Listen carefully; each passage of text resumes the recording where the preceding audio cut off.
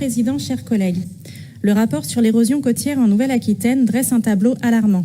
720 km de nos côtes sont en danger, progressivement rongées et ravagées, mettant en péril non seulement des habitations et des entreprises, mais aussi des paysages et des fragments de notre histoire. Il est donc nécessaire d'agir efficacement. L'érosion du littoral est un problème réel qui affecte directement les populations côtières. Les actions de la puissance publique, qu'elles soient réglementaires ou techniques, se sont révélées insuffisantes. Où sont les investissements promis pour protéger notre littoral ? Les imbrications des nombreux interlocuteurs pénalisent les différents projets. Il serait plus simple et plus logique qu'il n'y ait qu'un seul acteur qui puisse gérer la situation de manière globale. Ce rapport montre clairement que les moyens alloués à cette crise sont insuffisants.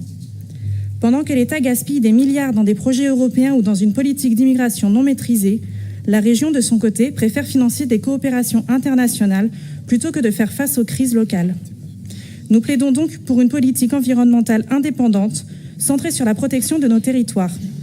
Nous réaffirmons l'importance de mobiliser des fonds nationaux pour renforcer l'autonomie décisionnelle de notre région, réduisant ainsi notre dépendance aux financements européens, souvent inadaptés aux spécificités locales.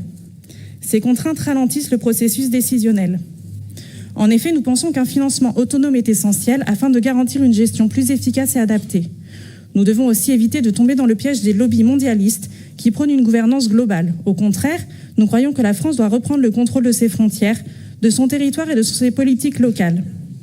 Protéger notre littoral est une question de souveraineté.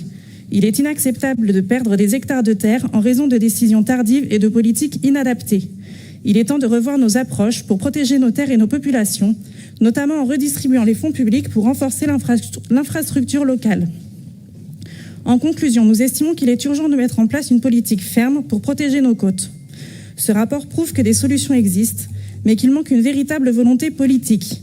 Un sursaut national est nécessaire pour préserver notre environnement et garantir que notre pays ne disparaisse pas sous les eaux.